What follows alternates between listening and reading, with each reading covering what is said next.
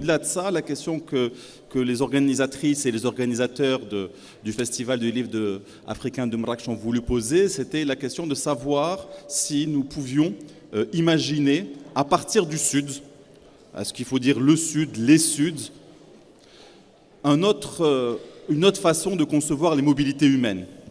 Est-ce qu'on peut imaginer une Afrique sans frontières? Est-ce qu'on peut imaginer en tout cas une autre façon de traiter des mobilités? Et on va essayer de débattre de ça, même si on a des approches qui vont être très différentes, qui ne parleront pas, qui vont tourner aussi autour de cette question sans rentrer dans le vif du sujet. Et on essaiera, entre historiens, philosophes, écrivaines, autrices, de discuter de ces questions-là. Et on n'oubliera pas de mettre cette dimension politique, puisque s'il y a des frontières meurtrières, c'est bien qu'il y a des décisions politiques qui les rendent meurtrières. Alors, sans plus tarder, je vais d'abord passer la parole, si vous l'acceptez, à Jennifer Richard, une écrivaine qui, justement, tu me disais que dans ton dernier livre, chez Albin Michel, la question politique, la question des figures décoloniales africaines, très politiques, n'était pas toujours perçue comme faisant partie totalement du continent africain, était toujours vue à travers le prisme plutôt occidental d'une lutte d'émancipation contre le racisme, alors que la question économique et politique était centrale. Exactement. Alors, un prisme occidental, mais plus précisément parce que c'est une ville que je connais pour y avoir grandi, étudié, travaillé, c'est Paris. Et dans le monde francophone, il me semble qu'on souffre encore de ce fil à la patte qui est le prisme français, mais plus précisément parisien, parce que c'est un prisme dont souffre la France périphérique, la France des antipodes, et puis tous les francophones du monde. L'écrivain Yassine Kateb disait que le français, c'est un butin de guerre. La langue française, c'est un butin de guerre. Et ça ne doit pas être un fil à la patte, encore moins un boulet au pied. Et en effet, dans mon dernier roman, j'ai eu un petit problème. Je me suis lancé un challenge qui, à mon avis, a échoué à moitié. Je voulais prouver qu'on peut être métisse ou noir, on peut avoir des personnages noirs, qu'ils soient américains ou africains, qui ont un autre discours que le racisme, qui viennent parler d'autre chose que de racisme. J'ai échoué à moitié parce qu'il se trouve que tout le monde a compris ce que je voulais dire, hors de France, aux Antilles, enfin dans tous les dom-toms, ici, en Afrique, tout le monde a compris le propos. Bah, bien sûr, on est noir, on n'est pas obligé de parler du fait qu'on est noir et qu'on en souffre. On peut parler d'autre chose, on peut être au-delà de ça. Le problème, c'est qu'en France, et encore une fois, à Paris, qui est le royaume de l'édition francophone pour l'instant, c'est très difficile à comprendre. Et on m'a sorti cette phrase chez mon éditeur quand j'ai dit, mais voilà, je vais avoir des personnages africains, mais pas seulement. Il y a des personnages africains dans mon roman qui ont tous existé, et ils vont parler d'autre chose que de racisme. Et là, on m'a regardé avec des yeux ronds, et on m'a dit, mais de quoi ils vont parler ? Et je me suis dit, on en est encore là, on en est encore à se dire, mais alors, il est noir, et il va parler d'autre chose du fait qu'il est noir. Donc il y a encore du travail. Et pour moi, la période et la réflexion post-coloniale, elle doit nous amener au-delà de ça. C'est-à-dire qu'on va parler de notre rapport à la vie, à la mort, on va parler de la famille, on va parler de nos problèmes économiques, et on va parler d'autre chose que du fait que bah voilà, la personne en face, elle est blanche, on est noir, on est métis ou arabe, ça n'a aucune importance, on a des problématiques qui sont aussi universelles que les leurs. Donc c'est ça, le butin de guerre, il doit nous permettre de nous retrouver comme ici, ce qui est formidable, et de pouvoir mettre nos réflexions en commun, détachées totalement de ce regard qui a été unilatéral jusqu'à présent, qui venait de France. Merci beaucoup. Siali Merlouf, qu'on ne présente plus, philosophe, tu vas sortir donc un livre Montagne décoloniale en avril, toujours chez le même éditeur, Albin Michel, ça se passe bien. Et donc si on fait un peu un saut dans le temps, pourquoi était-il décolonial ? Oui, alors un saut dans le temps et en même temps en écho à ce que vient de dire Madame Richard, Montaigne disait qu'il faut vivre avec les vivants. Donc si je fais un détour par Montaigne au XVIe siècle, c'est pour vivre avec les vivants. Et je tiens à saluer la présence de ceux qui vont vers le monde. Moi j'en reviens, c'est une expression de Montaigne. On s'adresse aux jeunes parce qu'ils vont vers le monde. Des gens comme moi commencent à revenir du monde. Mais je fais d'abord écho à ce qu'a dit Jennifer Richard sur un point très important que les Noirs puissent parler d'autre chose que de racisme. Je voudrais indiquer deux grandes poétesses afro-américaines, Toni Morrison, prix Nobel de littérature 1993. Quand on lui a posé la question « Mais quand dans votre roman allez-vous parler d'autres personnes que des Noirs ?» Elle a dit « Je parlerai toujours des Noirs, non pas pour dénoncer le racisme, je parlerai toujours des Noirs parce qu'en restituant l'humanité des Noirs, je restitue l'humanité de tous. » Et Maya Angelou a été conviée par Clinton en 1992 pour faire le poème d'investiture, le poème de la cérémonie d'investiture. Et donc Maya Angelou, afro-américaine aussi, quand elle fait ce poème devant le monde entier en 1992, elle parle de l'Amérique qui accueille tout le monde. Mais c'est qui accueille tout le monde? Elle l'a appelé « the rock, the river and the tree ». C'est la pierre, c'est le fleuve et c'est l'arbre américain qui accueille les musulmans, les non-musulmans, etc. Donc je cite ces deux exemples pour faire écho à ce que dit Jennifer Richard, c'est que les Noirs, précisément, quand ils parlent des Noirs, peuvent parler d'autre chose que du racisme pour restituer leur humanité, qui est l'humanité de tous. Et quand ils ne parlent pas des Noirs, ils parlent écologiquement et universellement du monde, comme Maya Angelou. Maintenant, sur Montaigne, il est vrai que c'est un auteur du XVIe siècle qui est une exception dans cette France du XVIe siècle, parce que cette France du XVIe siècle définit l'humanisme sous une forme de métaphysique chrétienne, c'est-à-dire que l'homme est milieu entre le ciel et les autres êtres, mais lui ne dit pas qu'il est milieu. L'homme, c'est précisément celui qui doit avoir une humanité à la mesure du monde, et il parle de ce colonialisme au Mexique, au Brésil, qui ont décimé, détruit tout un continent. Et bien avant Aimé Césaire, qui parlera de l'ensauvagement du colonisateur, lui parle précisément de cet ensauvagement en disant que barbare je suis parce que personne ne me comprend, ou si vous voulez, on appelle barbare ce qui n'est pas de son usage. Et comme vous le voyez, barbare, sauvage, c'est précisément une façon d'inventer pour les Européens colonisateurs une figure bien souvent idéalisée au XVIIIe siècle, le sauvage idéal, ou bien pour Montaigne, précisément un homme privé de tout, privé de métal, privé de blé, privé d'agriculture, privé d'art.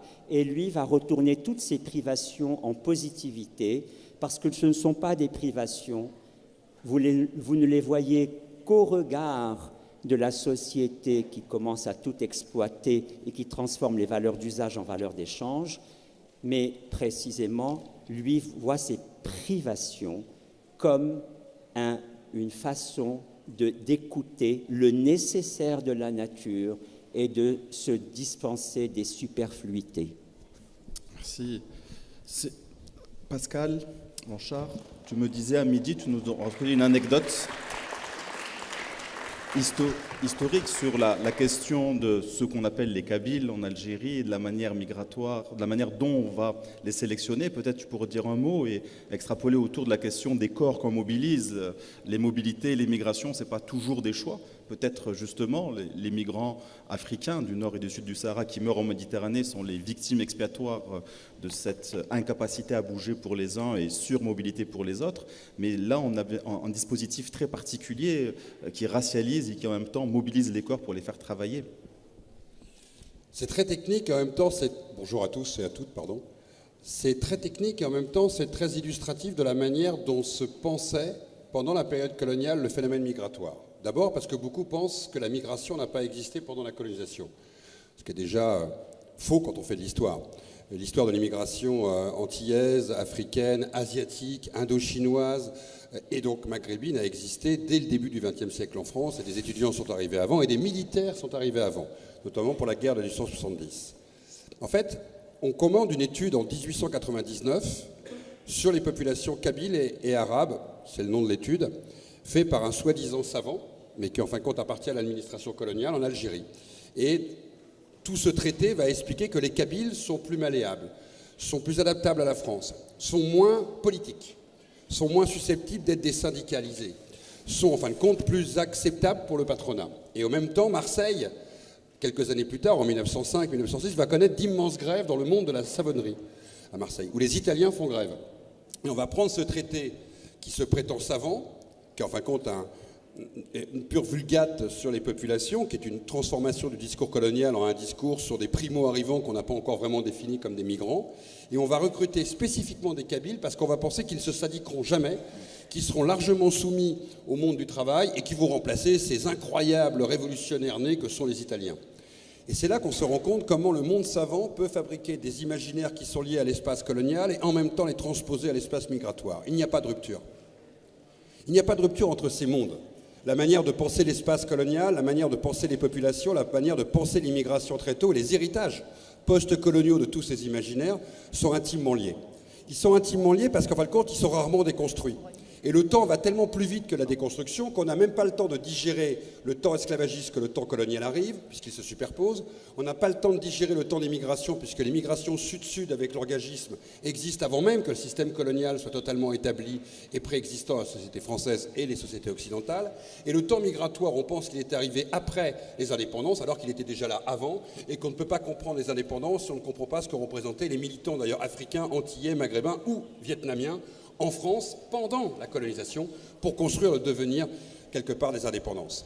Tous ces temps-là se superposent et on a beaucoup de mal à comprendre leur interaction et en fait même leur manière de fonctionner, pas forcément toujours de la même manière, mais comment ils sont redigérés dans des systèmes que l'on pense post alors qu'ils sont totalement intégrés dans le système colonial.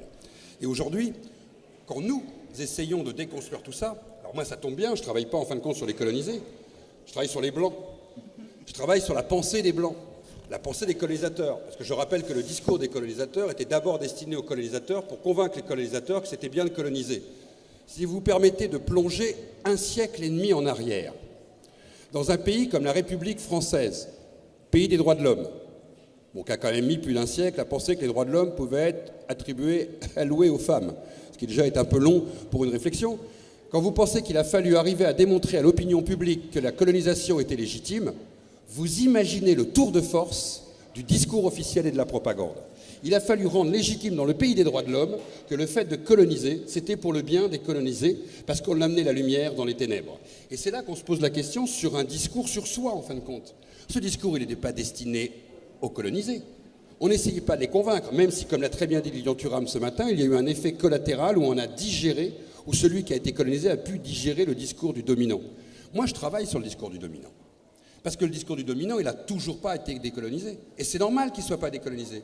Personne n'a envie qu'on lui dise qui il est. Encore moins les Occidentaux. Alors moi, en plus, en tant que petit blanc breton, imaginez quand je viens dire dans la société française qu'il y a un problème avec la colonisation, la première réflexion qu'on me fait, c'est « mais tout ça s'est passé là-bas. Quel rapport avec la France ?» Ok, on va essayer de vous expliquer. Parce qu'en fait, ce n'est pas un discours qui s'est passé que là-bas. Là-bas, il a été mis en pratique dans les espaces coloniaux. En France, il a fabriqué une opinion publique qui devait trouver normal ce qui se passe là-bas en n'allant jamais voir là-bas. Ils ne pouvaient pas constater avec leurs propres yeux ce qu'était la colonisation. Donc c'est un discours sur soi, entre soi, destiné qu'à soi, et à faire que l'opinion publique, qu'elle soit celle de Jules Ferry, qu'elle soit celle du temps de l'entre-deux-guerres, qu'elle soit celle même du temps des indépendances ou des post-indépendances. Quand on a fait disparaître des manuels scolaires l'histoire coloniale, il a fallu rendre normal ce qui en fait était anormal. Et quand vous expliquez aujourd'hui dans une société qui d'un côté pense que critiquer la République coloniale, c'est donc critiquer la République, donc vous touchez à la nostalgie, et donc vous touchez à la grandeur de la France. Et de l'autre côté, quand vous essayez d'expliquer à des jeunes issus de cette histoire post-coloniale à travers l'immigration, qui sont par définition que dans une seule envie, c'est de déboulonner des statuts qui quelque part dans l'espace public leur posent question, vous avez affaire à deux tiraillements tel un élastique qui fait qu'au milieu de l'élastique, c'est prêt à exploser et personne ne comprend en quoi le poids du colonial continue à fonctionner non pas seul dans notre temps présent, mais reste un élément majeur des rapports sociaux dans nos sociétés et dans notre rapport au monde d'une certaine manière. Et dans l'incompréhension, parce que si vous demandez à un Français lambda ce qu'il pense de la colonisation, vous avez une chance sur deux qui vous parle des ponts, des routes, des hôpitaux, des écoles, de la lumière que la République a amenée dans les ténèbres. Et quelque part, c'est normal. En 1958, le manuel scolaire d'histoire géographique Hatier, 1958, c'est hier. Comme dernière page, j'avais comme titre de cette dernière page, « Pourquoi la race blanche dirige la Terre ». C'est nos parents ou nos grands-parents. Et c'est le professeur des écoles qui le raconte. C'est donc une légitimité. C'est donc très complexe d'expliquer comment une société des droits de l'homme, de la liberté, des Lumières, en y croyant en plus, pense que la colonisation a été un bienfait. Et donc nous sommes aujourd'hui, dans le temps présent, en gérant le phénomène migratoire, en gérant les héritages du présent, en apprenant le métissage de nos sociétés, en apprenant la mondialisation, en acceptant cette idée qu'aujourd'hui on se constitue de mille et une manières, y compris sur les réseaux sociaux et pas seulement à l'école, que dans le même temps, alors qu'il y aurait d'autres urgences, et il y a d'autres urgences, en même temps on doit apprendre à comprendre ce qui a été se passer dans nos rapports sociaux. Autant vous dire que les historiens sont donc des trublions pour justement raconter tout ça. Et raconter tout ça à tout le monde. Car l'effet collatéral de ce qui était destiné à des Blancs n'a pas qu'un impact sur les petits Blancs de France, d'Allemagne, d'Italie, d'Espagne. Ça a un effet collatéral sur chacun d'entre nous, puisque nous sommes en fin de compte au final tous les héritiers de ces imaginaires et de ces discours. Ce qui nous paraît très lointain nous impacte dans la manière de notre propre identité, de notre corporalité, du rapport, on en parlait ce matin, à la couleur de sa peau, mais aussi du rapport à la République, du rapport à la citoyenneté, du rapport au métissage dans nos familles, qui sont de plus en plus présents. Tout ça ne peut pas se faire tant qu'on n'est pas capable de comprendre que la colonisation nous a fabriqués, qu'on soit à des milliers de kilomètres de ce qui s'est passé, qu'on soit comme moi un petit breton, descendant de petits bretons qui n'ont jamais mis les pieds aux colonies. Pour autant, c'est de l'histoire de France, et l'histoire coloniale n'est pas une histoire externe, comme au Maroc, elle n'est pas une histoire externe, et vous le savez, mais vous êtes tout autant liés à l'imaginaire produit dans l'Hexagone, qui a produit une image du Marocain, comme elle a produit une image du colonisateur. Et je termine juste par une phrase, et en même temps, c'est très macroniste ça, et en même temps, il faut savoir faire ce travail sans sentir que nous sommes responsables du passé. Je m'explique. C'est pas parce que je suis petit blanc que je suis responsable de ce que des blancs ont fait. Comme Lilian Thuram l'expliquait ce matin, c'est pas parce qu'il est noir qu'il est le descendant de Banania. C'est très complexe à expliquer. Nous ne sommes pas les héritiers de ce que d'autres ont fait parce qu'ils nous ressemblent. Nous sommes héritiers, quelque part, d'un héritage collectif que l'on doit apprendre à déconstruire ensemble. C'est aussi ce qu'est la grande nouveauté du temps présent. Quand ma voisine Jennifer dit « je ne suis pas obligé de raconter », et je lui prendrai la phrase inversée « je ne suis pas obligé de ne pas le raconter ». Et je n'ai aucune raison, je pourrais très bien considérer en tant que petit breton que cette histoire n'est pas la mienne. Pour autant, elle l'est. Elle l'est du fin fond de ma Bretagne, du fin fond de la France, pour raconter en fin de compte la France d'aujourd'hui. Bravo. Et pourtant, ça colle à notre peau. Il y a une certaine texture. On a le plaisir d'accueillir Yasmine Chamy, je te laisse juste souffler. Je repasse la parole à Jennifer Richard. Justement, dans ton dernier livre, Notre royaume n'est pas de ce monde, il y a cette question donc, des figures politiques émancipatrices, mais aussi ton travail que je découvre et j'espère le parcourir un peu plus. Il y a toute une relation qui est faite entre les discriminations raciales aux États-Unis, notamment pour les Africains américains, et la question des violences coloniales et les manières de s'émanciper en Afrique. Est-ce que tu peux nous en dire un mot ? Je vais essayer de cadrer tout ça parce que je voudrais répondre à ce que dit Pascal. La France est le pays de la Déclaration des droits de l'homme, plutôt que le pays des droits de l'homme. Donc ça change beaucoup de choses parce que parler, la France sait faire, déclarer, elle sait faire, et la propagande, c'est quand même quelque chose dont les pays sont tous, pour lequel ils sont tous très forts. Et il y a une partie des historiens, je pense que ce sont ceux qui sont à l'opposé de ton travail, qui affirment, qui aiment à répéter que la colonisation et l'esclavage n'ont rien rapporté. C'est voilà, toute une partie des historiens affirment ça pour se déculpabiliser, pour vraiment dire mais bon, voilà, c'était même pas pour gagner de l'argent. Et là j'ai envie de dire alors tout ça pour ça, tout ça pour que finalement vous ne gagnez même pas d'argent. Alors c'est à moitié juste parce que En effet, le petit blanc de Bretagne, le berrichon, le corse, il n'a pas profité de ça. Le peuple français, le peuple belge n'a pas profité de ça, en fait. C'est allé dans les mains de quelques industriels. Et là, l'argent a coulé à flot. Il suffit de regarder les façades Art Nouveau en France et en Belgique pour voir que et en Allemagne, pour voir que l'argent a coulé à flot grâce à l'esclavage et grâce à la colonisation. Donc il y a toujours des discours à moitié vrais et il faut toujours être méfiant avec ça. Et dans mon dernier roman, en effet, j'essaie de déconstruire, pas de déconstruire, c'est pas un terme avec lequel il faut jouer ici, mais de donner une autre vision justement de la ségrégation aux États-Unis et de la colonisation, qui sont d'ailleurs deux époques concomitantes. Et c'est pas un hasard si la colonisation commence au moment où l'esclavage prend fin aux États-Unis. C'est-à-dire que les États-Unis ayant aboli l'esclavage, la Russie ayant aboli le servage quelques années auparavant, l'Europe ne veut pas perdre sa place de lumière, de phare de la civilisation, et il est temps en même temps de développer le commerce, puisqu'il y a eu une crise financière terrible en 1873. Il faut développer le commerce sous couvert de civiliser les peuples. Ça tombe bien, les Arabes sont en train de commettre des exactions terribles en Afrique centrale, donc l'Europe prend pied, sous couvert de civilisation, c'est tout, c'est juste un prétexte. Et c'est marrant parce que dans les années 60, les indépendances ont lieu en même temps que la fin de la ségrégation aux États-Unis. Donc c'est pareil, c'est pas un hasard. Les pays prennent leur indépendance en Afrique, qu'est-ce qu'on fait aux États-Unis? On va dire l'ambassadeur du Ghana, il va venir chez nous, mais il n'a pas le droit d'aller dans l'ambassade, il n'a pas le droit d'aller au restaurant, il n'a pas le droit de prendre le train. Non, il faut faire quelque chose. On va abolir la ségrégation.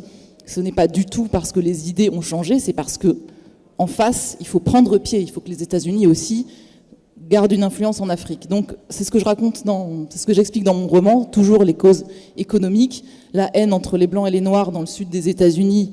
Ce n'est pas épidermique, ça le devient, comme expliquait Pascal Elian ce matin. Ça devient très important de faire cette propagande et de faire en sorte que la population adhère à l'idée. Mais les buts sont toujours économiques au départ. Et le sud aux États-Unis, ravagé par la guerre, a tout perdu, a perdu ses assurances, ses banques, ses terres, une grande partie de sa jeunesse. Et l'ordre doit rester, c'est-à-dire que les démocrates doivent continuer d'avoir la main mise sur la politique et les esclaves, ils votent républicains. Donc c'est un gros problème pour les Blancs du Sud. Et je donne la parole dans mon roman pour expliquer tout ça, pour expliquer que le racisme est une construction. C'est tellement facile en plus, c'est une construction tellement facile. À des personnalités qui ont existé, des personnalités politiques et intellectuelles qui ont été assassinées pour leurs idées. Et on retrouve des indépendantistes africains, on retrouve des intellectuels européens. Il y a Jean Jaurès, Rosa Luxembourg, Thomas Sankara, Patrice Lumumba, Félix Moumier, Malcolm X, Martin Luther King, qui sont tout ça pour se dire, en fait, on a combattu pour quelque chose de très dangereux, c'est qu'on a combattu le cœur économique de nos pays et on a voulu foutre à la porte nos oppresseurs. Et nous tous avons quelque chose en commun. Et c'est ce que j'aimerais faire, c'est pour ça que je vous dis, on est tous ensemble, on pourrait tous, avec ce butin de guerre qui est le français, dans la francophonie, échanger nos idées, en se départissant totalement de ce regard oppressif, je trouve, qui est celui que la France peut encore avoir sur nous. Et juste, je terminerai sur une chose, pour le racisme et ce regard en France, il est très difficile de s'extraire de ce discours et de se présenter. Voilà, moi je suis d'origine arabe, moi je suis d'origine africaine, je vais vous parler d'autre chose. En fiction, c'est très difficile. Le personnage est d'abord vu comme un personnage noir ou arabe, là où en Angleterre, par exemple, ou aux États-Unis, on voit des personnages qui sont des enquêteurs avant tout, des maires, des politiciens, et il se trouve qu'ils sont noirs ou arabes, et on s'en fiche éperdument. Voilà. Très bien.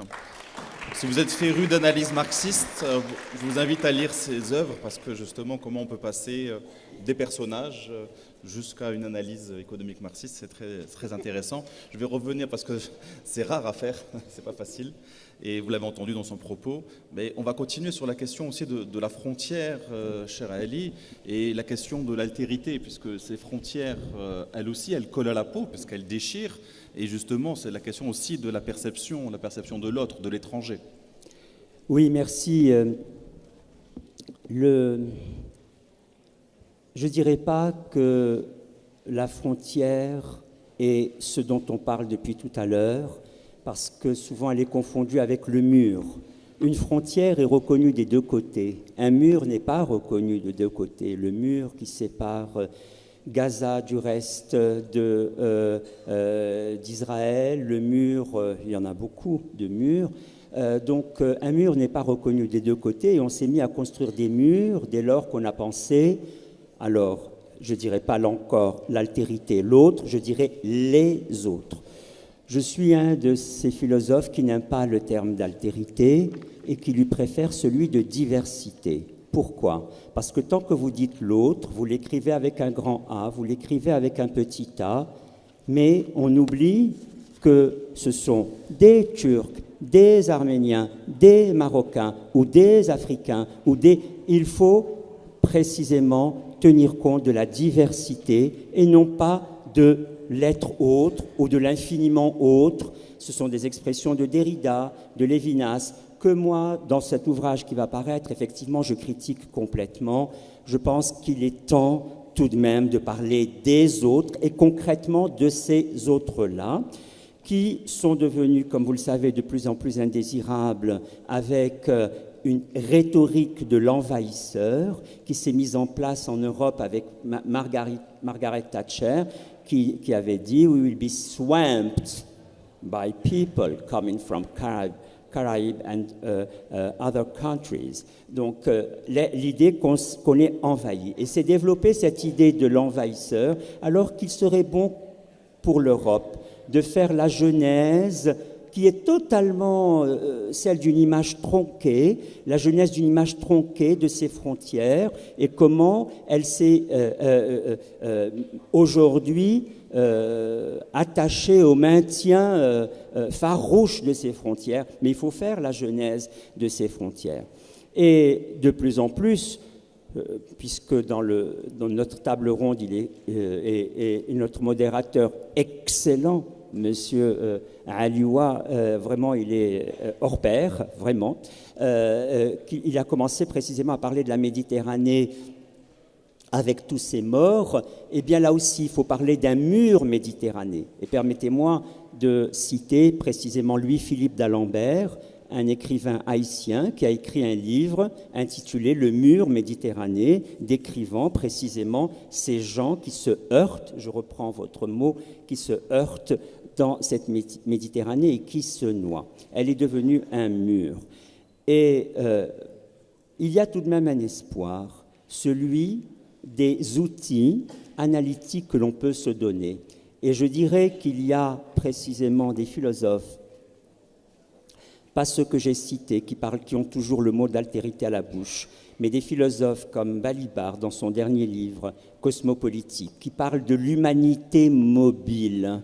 Cessons de dire les migrants, cessons de dire les sans-papiers, cessons de dire les clandestins. Toutes ces expressions sont discriminantes. Parlons d'une partie de l'humanité qui est en mouvement. C'est une toute petite partie, mais une partie tellement représentative des inégalités, de la part des sans-parts, de ceux qui sont expulsés partout, expulsés de leurs terres. Avant, vous aviez des pauvres qui cultivaient une terre, mais avec faible rendement. Aujourd'hui, les gens n'ont plus que leur corps en mouvement, ils n'ont même plus cette terre.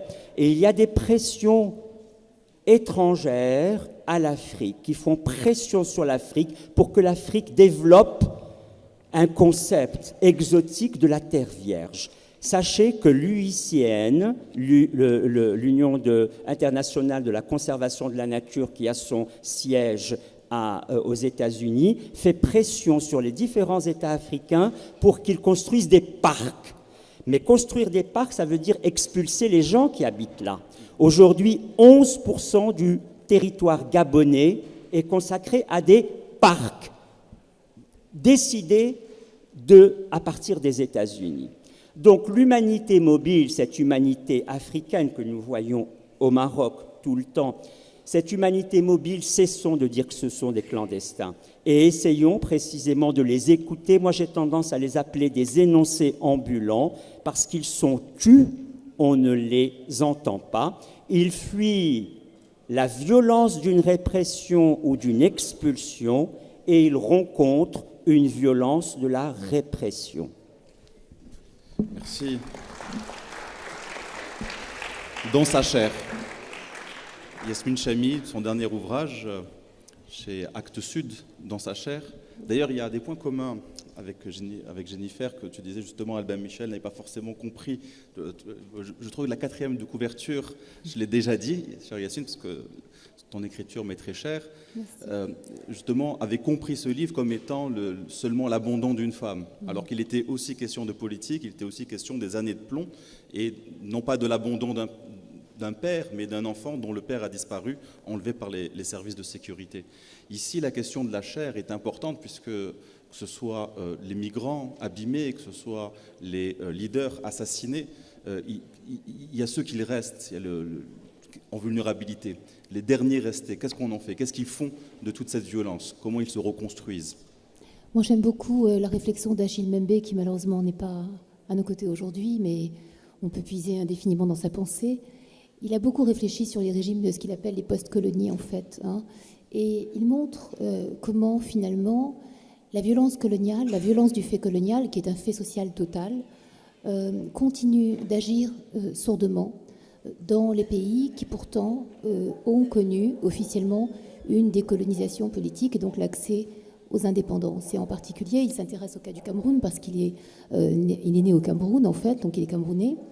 Et il analyse les modalités de cette violence et sa perpétuation dans un pouvoir autocratique qui, en fait, mime et continue de mimer indéfiniment la violence coloniale en l'outrant, en fait, sur un mode quasi carnavalesque. Il fait référence au défilé imposé et au fait pseudo-populaire orchestré qui accompagne les déplacements du chef d'État. Il fait référence aussi à une sorte de vulgarité des élites politiques, non seulement une vulgarité matérielle, mais aussi une vulgarité sexuelle avec une bureaucratie tout entière occupée, il l'écrit ainsi, et je trouve ça très drôle, des orifices féminins. Et je trouve que la littérature, en fait, une littérature qui se respecte et qui surgit à l'intérieur des territoires africains décolonisés, c'est une littérature qui s'affranchit, en fait, du regard colonial, folklorique, envahissant, annihilant les identités initiales, finalement, les identités multiples, d'ailleurs, diverses et très ondoyantes, avec la réification du colonisé, avec son immobilisation historique, avec aussi la mise en place d'une espèce de toponymie intérieure de territoires fossilisés, incapables de s'inscrire dans la grande histoire, c'est-à-dire l'histoire des peuples européens telle qu'elle est conçue, l'histoire des nations. Et au fond, il me semble que la littérature, quand elle est sincère, quand elle émane de cette réalité postcoloniale vécue dans la chair des écrivains, c'est une littérature qui défait les stéréotypes, en fait, qui, de l'intérieur, sourdement les fait littéralement exploser et restitue dans sa totale humanité, en fait, la réalité des sociétés africaines. Je pense que, en tout cas, la grande difficulté pour une littérature d'expression française postcoloniale, c'est précisément de sortir de l'imagerie coloniale imposée dans la langue.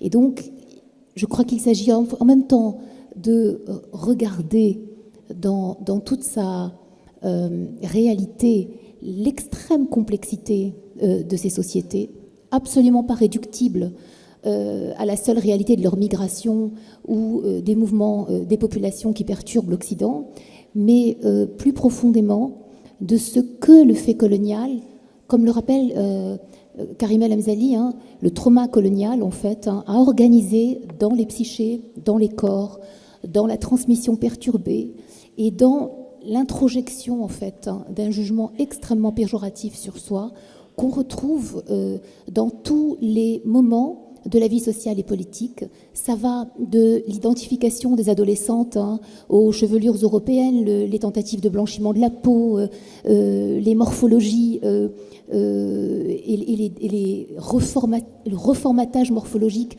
imposé par les vêtements occidentaux, toute une esthétique en fait défigurée, réorganisé selon un référentiel qui n'est pas ancré dans les référentiels initiaux. Et il me semble que la grande question décoloniale, c'est précisément la réappropriation des corps. C'est pour ça que j'ai appelé mon livre Dans sa chair, en fait. Merci beaucoup. Réappropriation des corps, est-ce que tu veux rebondir là-dessus, cher Pascal, toi qui as fait tellement de livres là-dessus, et notamment Sexe, race et colonie? Je suis parfaitement en phase avec ce que vous avez dit, parce qu'il y a encore quelques années, quelques chercheuses, essentiellement des femmes, travaillaient sur je pense à Christelle Tarot, par exemple, que vous connaissez bien, travaillaient sur la prostitution aux colonies et travaillaient sur l'accaparement des corps. Et elle était relativement peu comprise parce qu'on considérait que son sujet était assez secondaire. En gros, comment la femme a été perçue comme un butin de guerre coloniale. Pour faire à peu près simple, du temps des conquistadors jusqu'à la fin des indépendances. Et en quoi l'histoire coloniale n'est pas que l'accaparement des terres, pour faire simple. On sait ce qu'est l'accaparement des terres, prendre la terre à l'autre pour l'exploiter, pour en tirer rentabilité. Et comme l'a dit Jennifer, cette rentabilité n'a même pas toujours été avérée pour tous les colonisateurs, sauf pour les grandes compagnies, les banques et quelques-uns. Ce n'est pas le sujet sur les corps. Le corps fait partie tout autant que la terre de la conquête coloniale. Du jour où une terre est colonisée, le corps de la femme, et dans certains cas de l'homme, mais majoritairement et à 98% de la femme, fait partie du butin de guerre. Il n'appartient plus à son mari, il n'appartient plus à sa famille, il appartient au colonisateur. Il appartient au colonisateur dans l'image et l'imaginaire. Et il est assez sidérant de considérer que l'histoire coloniale était un immense safari sexuel. On a reproduit du temps des conquistadors jusqu'aux indépendances, notamment portugaises, des dernières indépendances, des productions d'images totalement incroyables.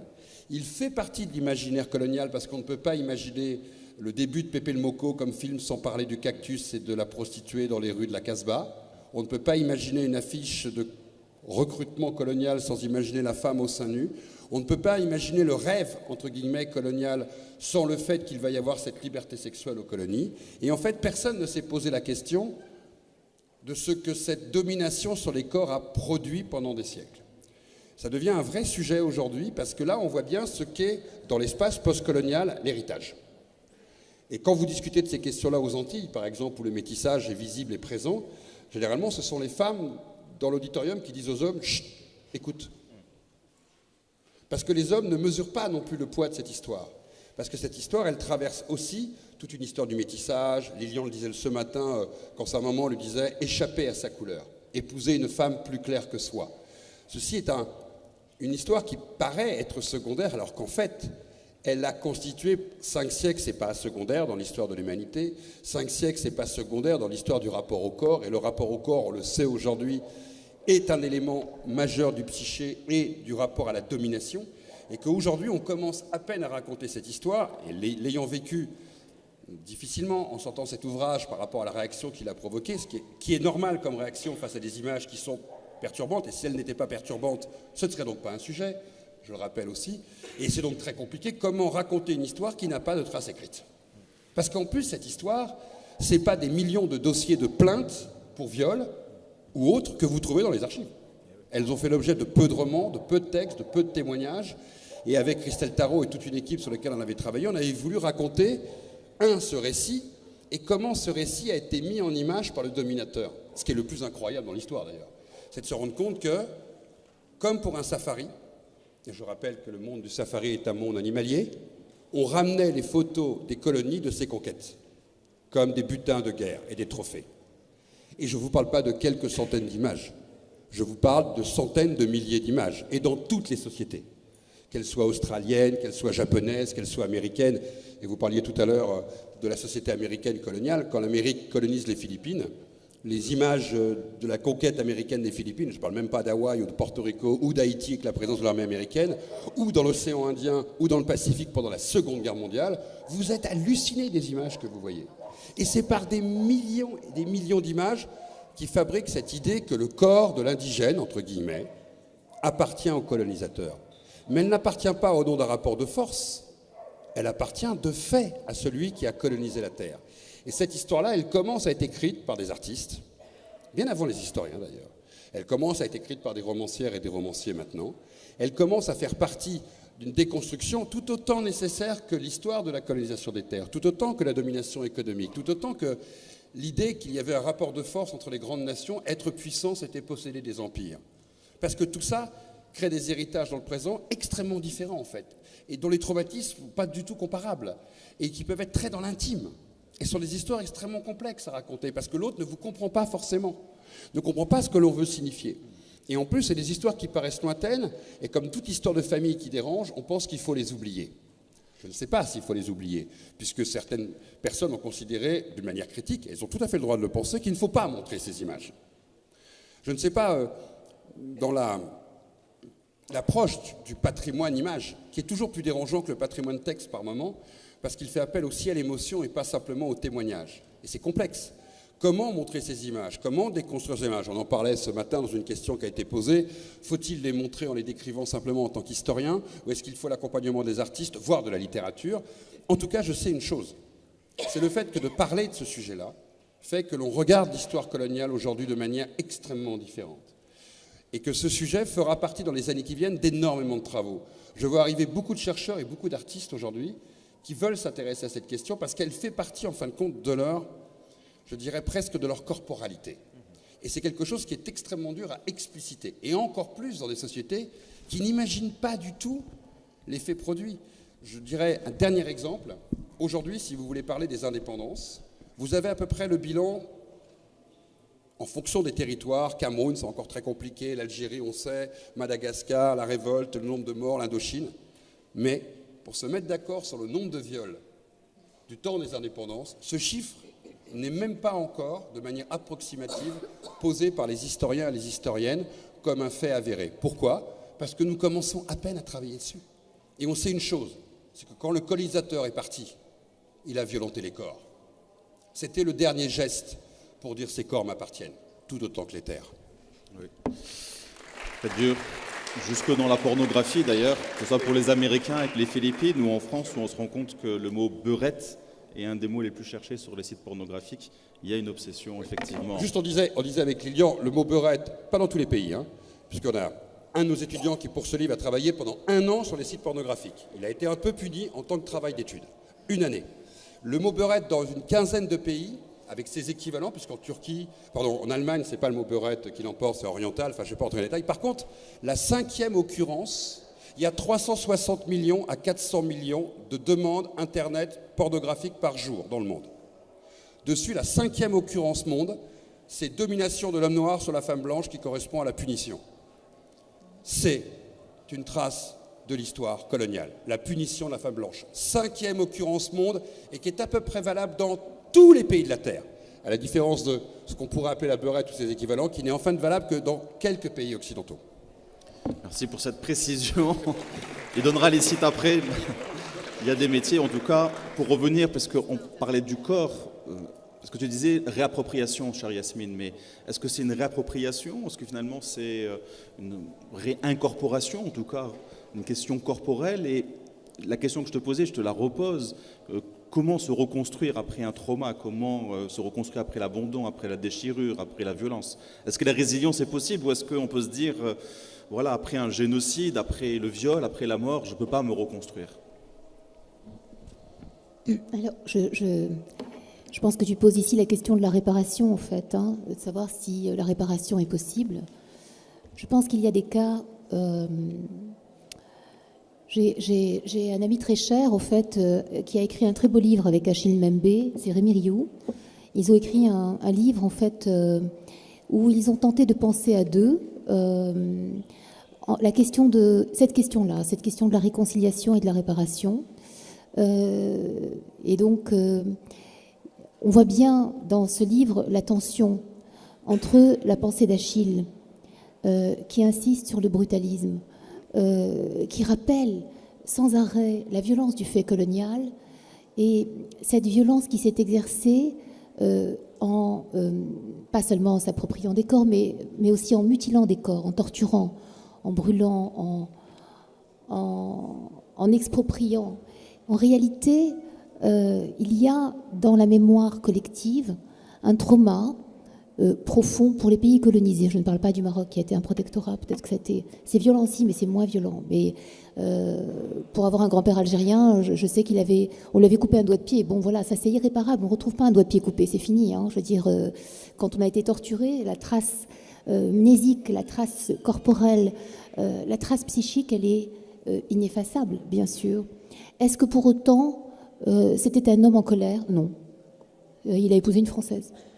Donc, je pense que la question de la réparation, elle suppose d'abord le retour sur les traces de la violence. C'est-à-dire, en fait, il faut refaire le parcours de sa propre histoire, parce que le propre de la violence, c'est qu'elle désapproprie l'histoire, c'est-à-dire qu'elle désorganise le rapport à sa propre psyché et à son propre corps. Et le fait colonial, il a produit cette désorganisation. Et donc, il y a une nécessité pour les sociétés dans leur vie postcoloniale, en fait, hein, il y a ce retour, en fait, sur l'histoire. Or, ce retour sur l'histoire, bien sûr, il est d'abord extrêmement compliqué parce qu'il y a l'histoire, la grande histoire écrite par le dominateur initial et qui a déjà, en fait, monopolisé le discours sur l'historicité de la colonisation et qui, en fait, a produit déjà des concepts qui sont jugés comme des concepts clés et dont on n'arrive pas à sortir. Et puis,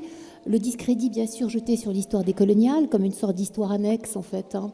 Une espèce d'histoire qui tenterait de donner voix, au fond, à cette humanité qui a été un peu jugée comme des fétus de paille, comme des espèces d'êtres de corps brinque-ballants qu'on a administrés, hein, comme dit très justement Céloalust, Boulbila, qui n'ont pas été gouvernés, qui ont été administrés.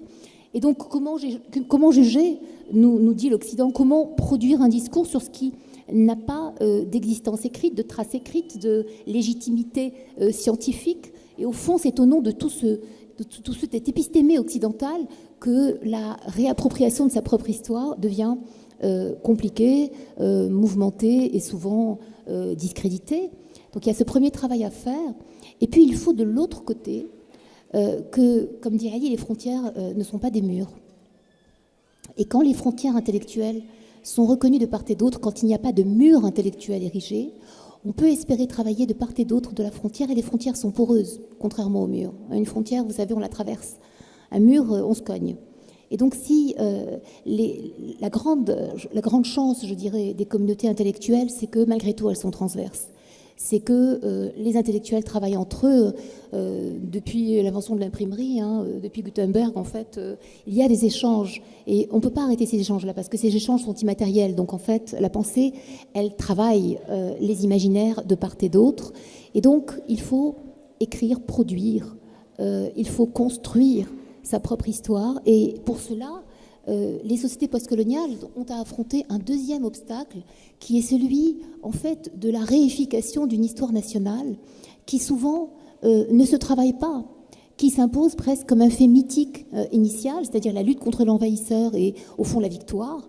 Et en fait, que ces sociétés-là ont du mal à faire bouger. On voit en Algérie, par exemple, hein, le travail intéressant de Adlen Mehdi en littérature avec son roman 1994, qui revient sur la guerre civile donc, de 1994 en Algérie, et qui raconte en fait la confiscation du fait national par la première génération de nationalistes, en fait, hein, ces généraux qui ont protégé, qui ont émancipé l'Algérie du pouvoir colonial français, mais qui ensuite se sont accaparés la légitimité du pouvoir et qui ont interdit aux générations à venir, finalement, de construire leur légitimité politique. Et donc, c'est un cas extrême, mais toutes les sociétés coloniales, en fait, ont connu cette difficulté de l'accès des générations post-indépendance, eh bien, à une légitimité de la parole politique. Et je crois que le processus de réparation, il se tient tout entier là. Merci. Je crois, Ali, tu voulais réagir sur la question de la réparation? Oui, deux choses sur ce que vient de dire Yasmine Chamy est très importante.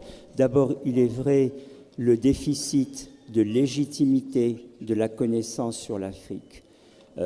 Un immense déficit de légitimité auquel il faut faire face en multipliant cette connaissance sur l'Afrique. Et deuxième point, revenir sur la torture, le corps et ce qu'a fait le colonisateur, je crois que c'est très important. Je voudrais juste apporter un élément complémentaire à ce qui a été dit, c'est que quand vous lisez Frantz Fanon, qui était précisément un Antillais en Algérie, exerçant la psychiatrie, qu'est-ce qu'il dit? Il dit que, je cite ces mots, « Il y a quelque chose de plus pervers et de plus condamnable dans le colonialisme, c'est d'avoir été chercher des gens de Cotonou et de Douala pour faire la torture en Algérie. » C'est-à-dire que le colonisateur a utilisé des peuples africains contre d'autres peuples africains. Et dans les témoignages que moi j'ai de ma famille, qui est de Fès, ma mère me disait qu'on les appelait les secondes Francis, les seconds français, et tout le monde, il semait la terreur dans la Médina de Fès, et ma mère et ses sœurs avaient vraiment obligation de ne pas ouvrir les portes parce qu'elles risquaient d'être violées, parce que certains de Cotonou et de Douala avaient commis ces viols dans la Médina de Fès. Donc, ce que je voulais juste dire, c'est qu'il faut faire l'histoire complète et voir comment le colonialisme, je recite les mots de Fanon, ce qu'il avait de plus pervers, littéralement de plus détourné et de plus condamnable, c'est d'avoir utilisé l'Afrique contre l'Afrique. Merci. Peut-être un mot de la fin avant de passer la parole au public, Jennifer Richard. Je rebondis à la fois sur ce que dit Ali et ce que disait Pascal sur la question du viol. Ça ramène toujours à la propagande. Il faut toujours se méfier parce que qui viole en ce moment, enfin à l'état actuel des choses, on a eu donc les Noirs aux États-Unis après l'esclavage, grosse vague de viols, c'était des bêtes sauvages totalement débridées. Et aujourd'hui, qui viole? Les Africains, les Serbes ont pas mal violé, et puis les Russes. Mais le jour où on pourra parler de ces viols liés à la décolonisation, ça voudra dire qu'on admet que les Européens violent. Et je pense que l'Occident n'est pas prêt à ça, à dire que, oui, en fait, le viol est un fait de guerre, le viol est un traumatisme supplémentaire pour détruire, arracher la terre, arracher l'herbe dans tous les pays qui sont opprimés. Donc c'est vraiment quelque chose qui est calculé. C'est pas lié aux instincts bestiaux de l'homme, et ce n'est évidemment pas lié à une culture particulière, mais c'est très, très délicat. Et c'est très important de voir comment le gouvernement manie cette question. Il suffit de voir qu'en ce moment, alors je ne sais pas au Maroc à quel point vous êtes impliqué dans ce conflit russo-ukrainien, mais moi je suis quand même tombée sur un documentaire sur France 5 qui parlait des exactions des Russes en Centrafrique. Et là je regarde les personnes avec qui je regardais ça, je dis mais ça vous dit rien la France en Centrafrique? Ah, les Russes violent, mais ça vous dit vraiment rien ce qui s'est passé en Centrafrique avant ça. Ça vous dit rien, la dévastation de ces terres? Non, donc le viol est toujours un instrument politique sur le terrain, mais malheureusement, il est souvent récupéré par l'État. Et donc, de la même manière que le racisme est très facile à instaurer dans la tête d'une population, il n'y a qu'à voir en ce moment le « ils sont comme nous », qu'on entend beaucoup en France pour sauver les Ukrainiens. Ils sont comme nous, j'ai envie de dire, mais j'ai pas l'impression que tu sois un grand blond aux yeux bleus orthodoxe, mais ils sont plus comme toi que l'Arménien qui a subi la même chose l'année d'avant, ils sont plus comme toi qu'un Yéménite ou qu'un Soudanais. Bon, mais c'est faux, les gens ne le pensent même pas, mais ils le voient à la télé tous les jours, ils sont comme nous, et ils répètent bêtement, ils sont comme nous, alors que 5 minutes avant, ils ne le pensaient même pas. Donc, moi, la méfiance, c'est ce discours gouvernemental, quel que soit l'État et l'époque, qui nous pousse toujours à ces actions dont on parle aujourd'hui ensemble. Merci beaucoup.